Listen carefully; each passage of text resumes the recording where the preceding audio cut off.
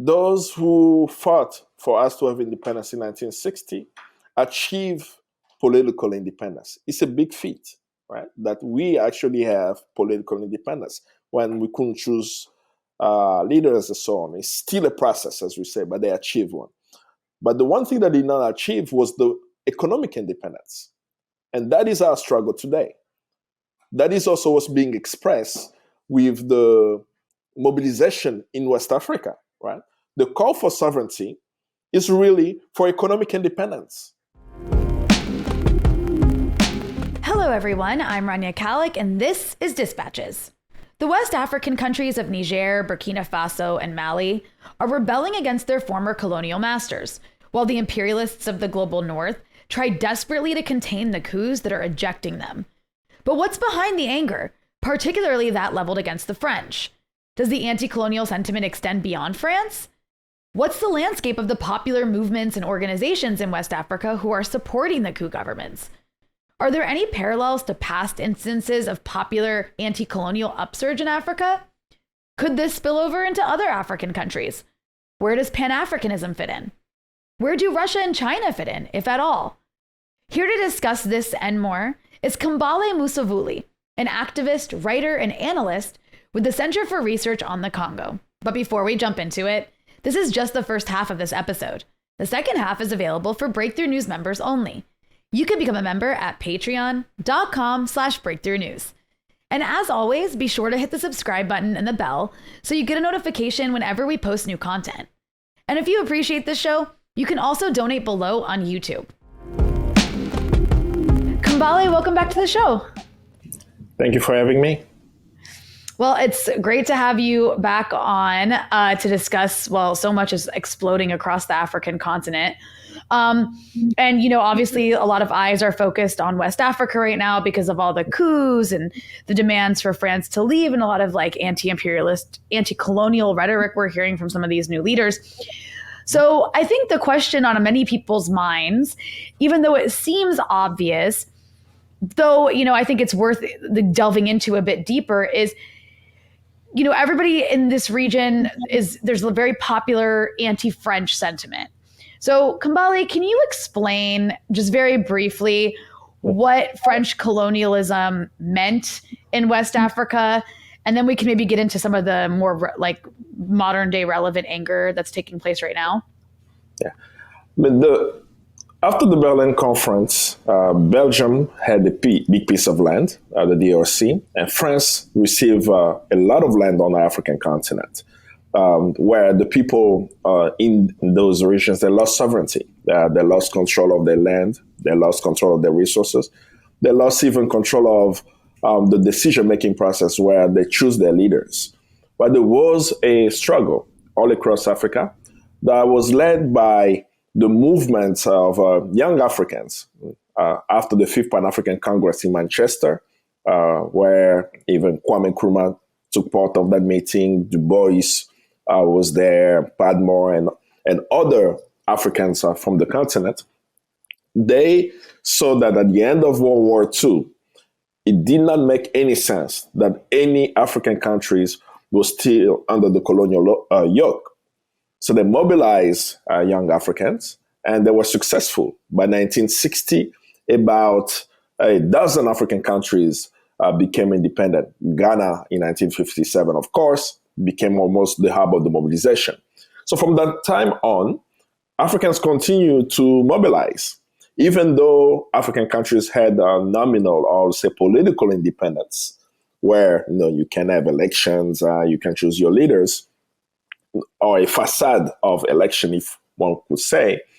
They still did not have control of their land and resources. And they didn't even have control of their currency, particularly for Francophone Africa. France instituted a process whereby the Francophone African countries use the currency called franc CFA, controlled by the Bank of France, whereby the African countries will put their reserves in the Bank of France, and the Bank of France will determine the value of the currency part to the French currency itself, right? So, franc CFA, a currency in an African country, is controlled by France. So that's one aspect.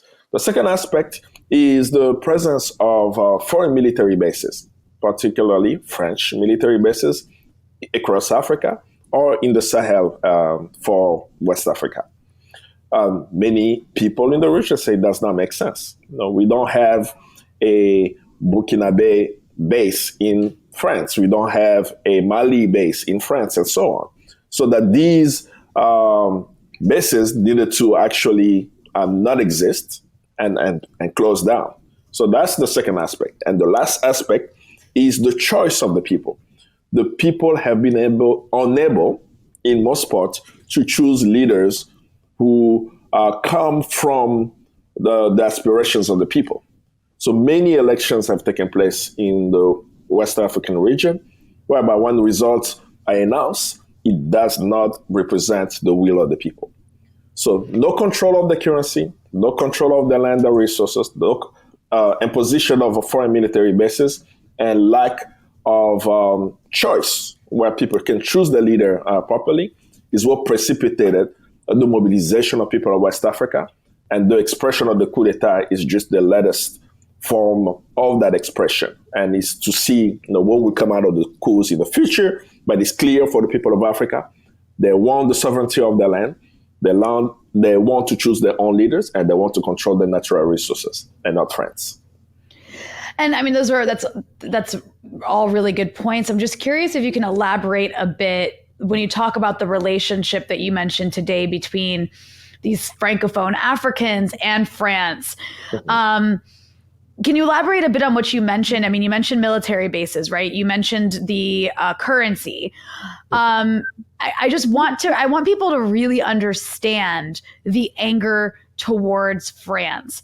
So I guess, can you go a bit deeper into that, into like what is really sparking the anger right now? Was it one specific thing? Is it all those things together? And is it just that? Is it just the issue with the currency? Is it just the issue with the military bases, or does it go beyond that, the relationship with France? Yeah. I mean, France has a specific interest in the Sahel region. They want control of resources, particularly uranium. And in terms of natural resource control, what they use is the military using a pretext of why they need to be there. So the United States has done that. They went to Iraq saying that they're bringing democracy to Iraqis. That there are weapons of mass destruction. That's not why they went there. The whole world knows that they went there for oil. But in the Sahel, after the toppling and the brutal killing of Gaddafi in Libya, many of the forces that the United States brought, everyone knows that now, right? That the US actually brought Al-Qaeda to Libya. And they brought ISIS to Libya. They armed them, they trained them. I remember during the attack on Libya, on the New York Times, there were articles.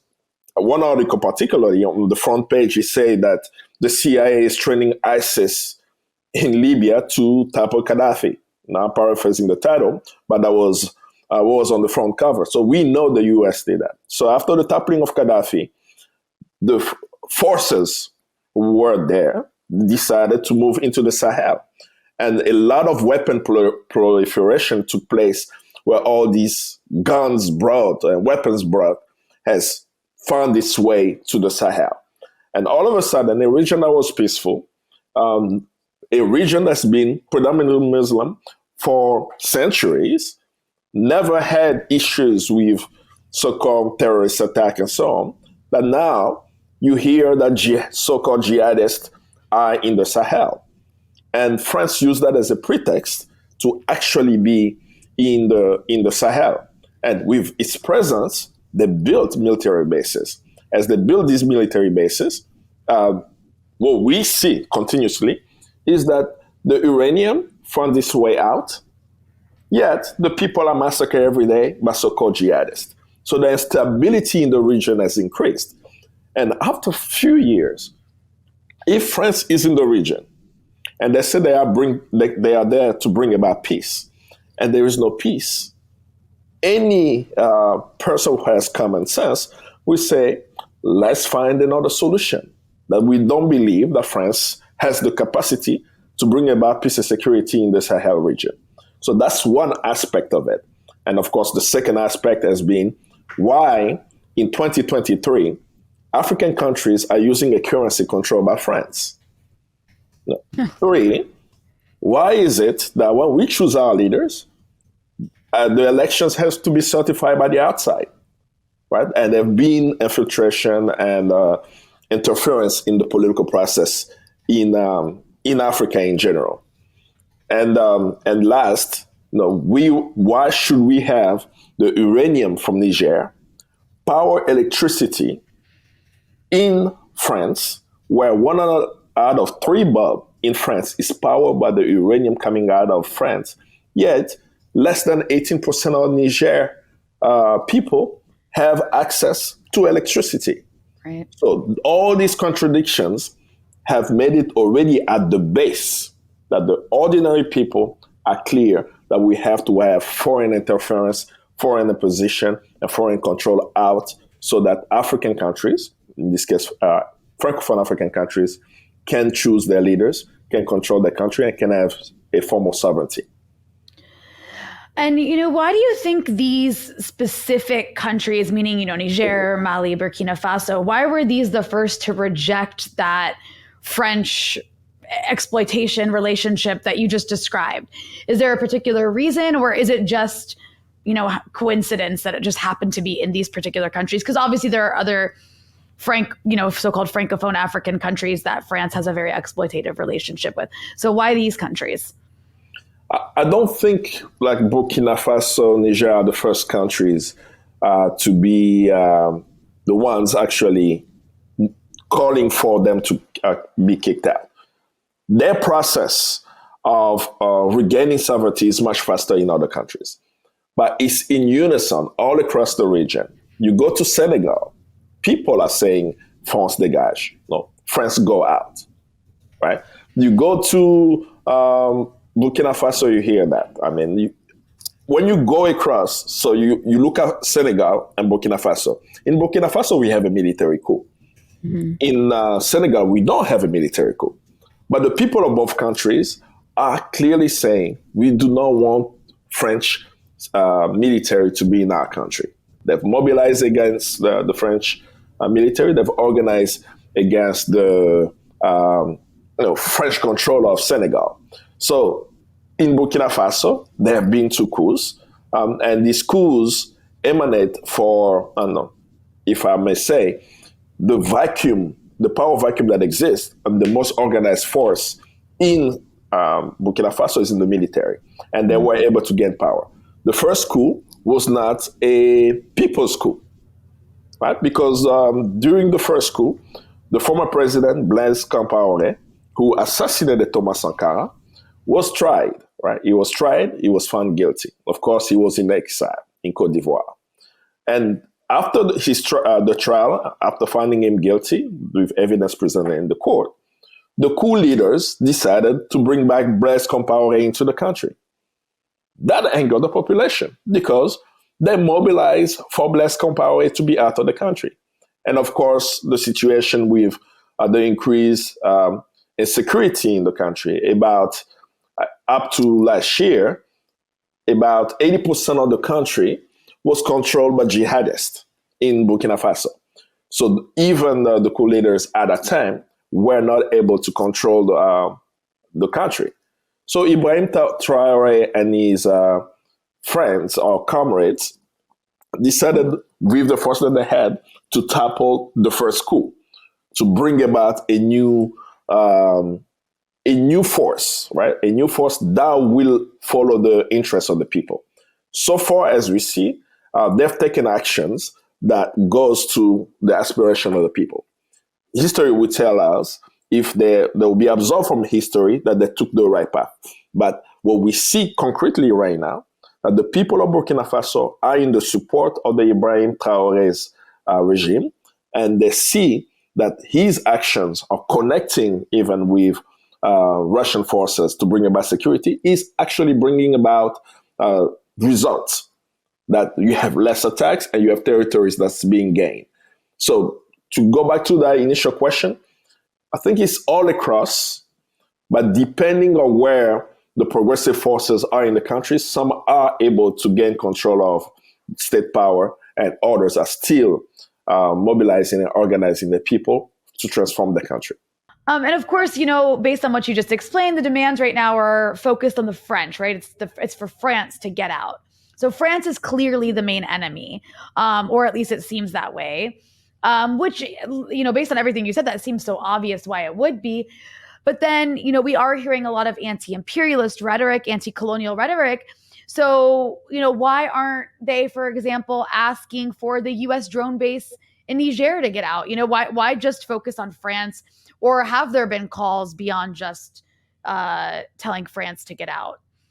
In Ouagadougou, the Organisation des Jeunes Démocratiques, ODG, has called for foreign military bases to be out of the region. So they are clear about the foreign military base, but the face of the foreign presence is France. Has there been call for the U.S. drone military base to be out? I have not seen that yet. I think that the people have been mobilized around France, that it's easier to mobilize them around that. The second thing that people may now realize is that even when the U.S. does operations in the Sahel, they don't use the U.S. flag. I've seen that with my own eyes. I was at the airport in Ouagadougou, and I saw a C-37 plane. A C-37 plane is a U.S. military cargo plane.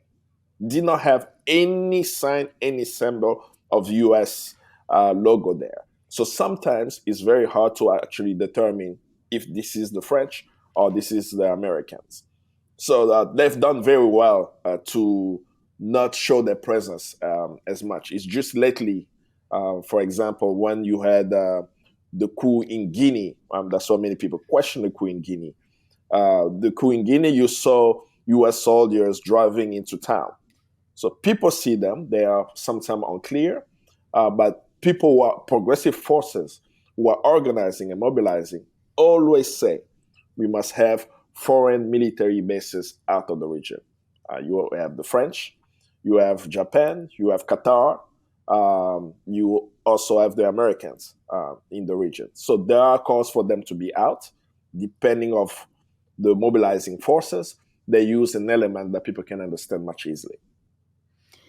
Well, and then also, in Western media, these coups have been portrayed as being driven and sustained purely by military leaders, right? And any sentiment on the ground that is supportive of the coups is just like some puppet of the militaries.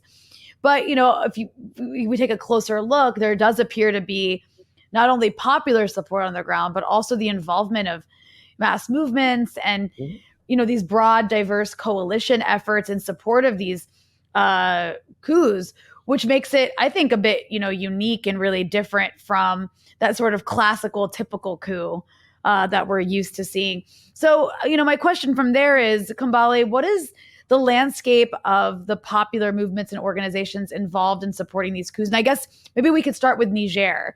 What's, for example, the importance of groups like M62, which, just to throw this in there, The Guardian referred to M62 as a, quote, pro-Russia movement, which I thought was very funny because, what a way to just completely strip something of anything it's actually doing by just calling it a pro-Russia movement. But anyways, let's start there. What is the importance of groups like M62 in Niger, and anything else you might want to mention about the people involved in Niger? Yeah. Well, let's start from the coup, right? We are discussing military coups. And there have been more coups than militaries, right? There have been constitutional coups. Military coups only happen, at least from what I've observed in West Africa. These military coups are happening after constitutional coups. What do I mean by that? There have been elections in these countries. There have been rigged elections, right? Where they presented these leaders as having won the elections. Everyone have seen it. You see statements from Western nations, depending on the ties to the country, where they will say, we are concerned about the credibility of the results. And then they'll say, we support the government. No? So they continue working with a president that's illegitimate. Those constitutional coups are not discussed at all. And those constitutional coups open the space for a military coup or any other form of coup where there is a popular uprising. And that's what happened in Mali. The first coup took place when progressive forces in Mali called for a general strike. The whole country was shut down a few months after the elections. When that took place, the military took control of the state. And what did I say? They took control because of what the people in the streets did. Right? So the people, the progressive forces have been organizing beyond constitutional and military coups. Specifically for Niger, it's quite baffling that they are discussing that M62 is Russian control or Russian tie. Whenever they say that, they are actually saying that Africans are people who cannot choose for themselves, who have no capacity to understand what is happening in front of them. When your population is living with less than $1 a day, that your population is massacred every day, that you see on a daily basis, right? You see a drone base, a US military drone base. You see jihadists. And you see that since they've arrived, insecurity has increased. Of course you're gonna mobilize. You're gonna mobilize against Bazoum, who was not democratically elected. He was imposed on the people. Everyone observed how the sidelined political leaders during the elections, some of them ended up in exile, right? And the former president placed literally his minister, Bazoum, as the candidate and did everything in his power for the institution of the state to declare him as the president. So the illegitimacy of Bazoum, which is a constitutional coup, is not discussed.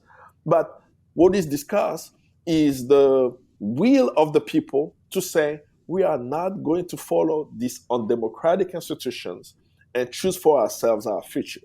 What will the future of people in Niger be? So, of course, the Western powers can say whatever they want in the M62. M62 can have their own internal contradictions in the country. But what is very clear for me, be it in Niger, in Mali, and Burkina Faso, the people of that region, the people of these countries are very clear that they do not want President Bazoum, backed, financed, and supported by France, to be their leader. Why do I say so? Beyond M62, over 30,000 people took it to the streets to share their support to what is happening in the country.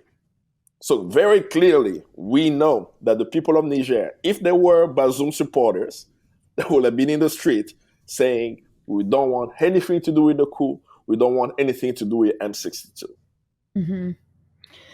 And then what can you tell us about these broad, anti-imperialist groups like the Coordination of Civil Society Organizations in Burkina Faso, and then we have Standing on the Ramparts in Mali? What about groups like that?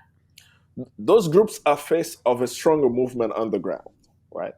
For the past decade, in the Sahel region, communists and progressive forces have mobilized in the civil society, because it's been a means of mobilizing, and other organizations to educate people around imperialism. It's not by accident that young people at the age of 4 know that France is an enemy, right?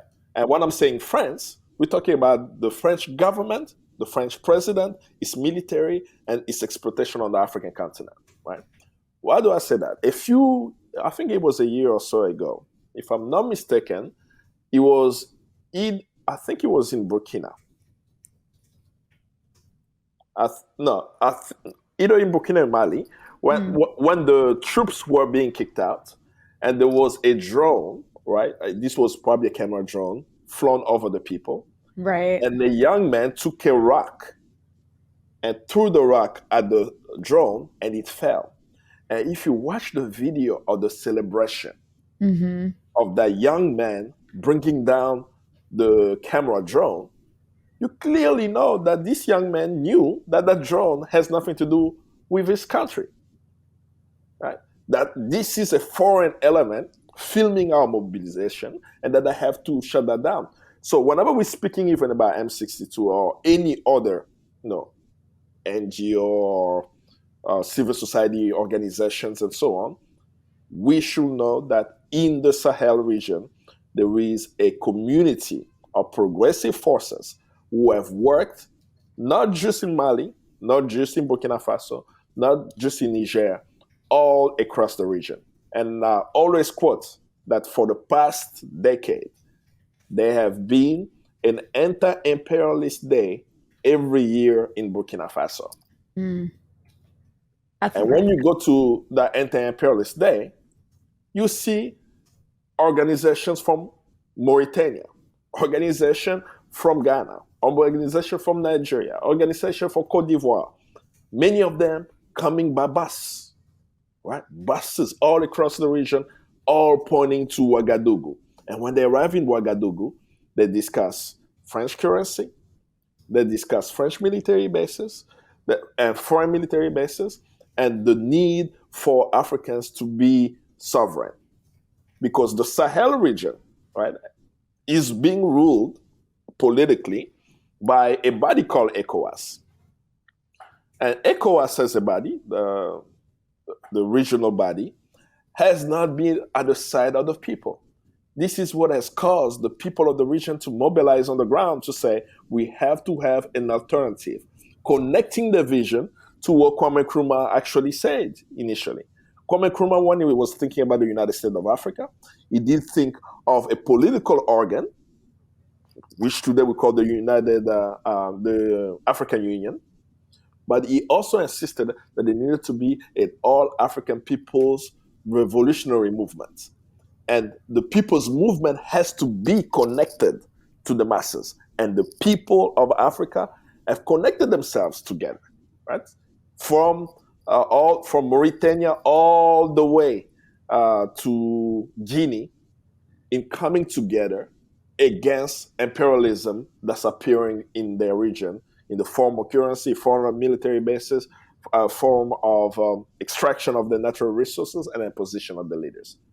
Yes, there are organizations, but you always have to remember that the progressive forces, who may not want to be named, are working on the ground, villages from villages, cities to cities, to educate the masses about imperialism in West Africa.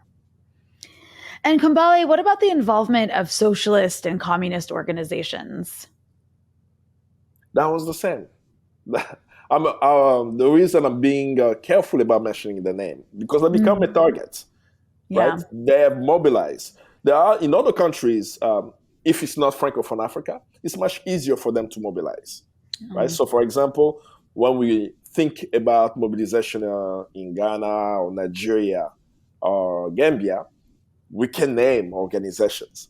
But in Francophone Africa, when you have French military bases, they will not appear as the organization itself, right? Their cadres and the militants will work through the organization that already exists because the French are brutal.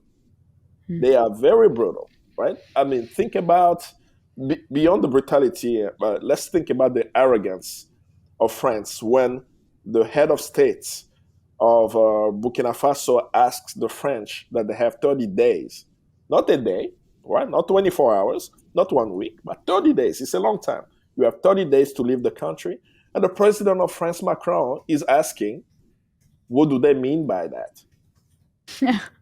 Right? And you had to literally take the Minister of Foreign Affairs, I think, to respond. I said that we just mean what we say. You have 30 days to take your troops and close your embassy. We do not need your presence in our country. So whenever you are in a sensitive situation, what I've continued to insist when I speak about the region is do not be shocked to know that progressive organizations have for not 1 year, not for 5 years, for over a decade mobilized from Mauritania all the way to Guinea, people to understand imperialism as it's appearing in the country. And calling, right? Calling for the unity that's needed for us to be able to overcome it. So when you see the unity between Mali, Burkina Faso, and Niger, this is a call from the base, not from the leaders, from the Mm. base that African people have to come together and face it.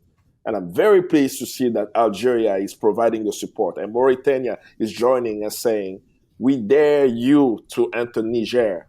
We will be together as Africans to protect our African nation. And then, of course, I'm just curious also, is there involvement of trade unions Yes, yes, yes. as well in any of these places? Just to give the agency on the ground that it deserves, like the attention it deserves, because, unfortunately, Yeah. so far I've seen a very entitled and arrogant Western attitude. I'm not talking about anybody specific, just generally speaking in the mainstream, or even those who like otherwise might be like, what about the agency? Suddenly with this, it's no, like coups are bad and you're not supposed to support that. And we have to support democracy without looking at the fact that like you're mentioning, there has been a lot of work being done on the ground to educate and push towards a more progressive direction. And then I guess go ahead. Yeah, but for the trade union, the call for the general strike in Mali when the first coup took place came from the unions. Mm-hmm. There is a network of trade union congress in West Africa who, whenever the trade union congress in Benin calls for a strike, there is a solidarity strike across the region, and particularly for the CGT network, right? The CGT, there is CGTB for Benin, and you have it in Cote d'Ivoire and so on. And all these trade union congresses have worked together in the cause. When you look at the coups, actually, right, and that's something very important for people to know, how many unions in the sub-region, right, in the West Africa sub-region, have come out in saying they don't want military intervention in Niger? Very clear messages, right? Mm-hmm. You have unions in Ghana, they have come out and say so. You have union in Benin, they have come out and say the same thing. Also, even in Niger, in the country, they say that we, the people of West Africa, we do not want foreign military intervention to stop the leaders of the junta in Niger. So if the people of the regions, right, beside those who are on the streets, were not in support, why will the trade unions support the coup? Right, that's what one people should analyze. They say, well, in West Africa, unions are putting out a statement saying we are in support of the will of the people of Niger, and we do not want the intervention of ECOWAS forces there. Right. Can you imagine a U.S. trade union saying that we are supporting a coup, right? We are supporting this, right? So that just gives you a sense of where the people are. They know that these coups are part of a process of the people of Niger, of the people of these countries that have coups, whereby at this present moment it's being expressed in a military coup, and that they want the people of those countries to determine their affairs and not an outside interference. It's their process to lead. Let them lead the process, and the gains, they will see it. And if it's not successful, the people will still mobilize for it to have the aspirations rather than have a foreign intervention and foreign interference. That's a really good point. And then I guess like from there, I wanted to ask you as well. I mean, I think what you're describing here is the fact that these new governments, these coup governments have legitimacy because of what's happening on the ground with all the people that you're talking about. So I'm curious, could you just kind of briefly explain the relationship between these movements and these new governments? It's not just the new government. It's not hard to think about it, right? They are the people. Yes, okay. They live on a daily basis and they see the suffering of the people, be it the soldiers or be it the people on the ground mobilizing. And they're telling themselves in 2023, what can we do to transform the conditions of our people? We are living somewhere where they're telling us we have so-called jihadists, that the French soldiers cannot stop. If France have been there for a decade and you cannot stop jihadists, I think it's time to go. I think that we should try something else, right? So these soldiers are listening to the frustration of the people. And what we're forgetting, these coups are happening after constitutional coups. Bazoum in Niger did not win the presidential election. Yet, he was recognized by the so-called international community, led in this case by France, as the legitimate president of the country of Niger. So he does not have legitimacy. He's ruling the country. People have continued to mobilize. M62, the opposition group, have continued to organize the people to say we have to do everything in our power to be able to regain control of our country.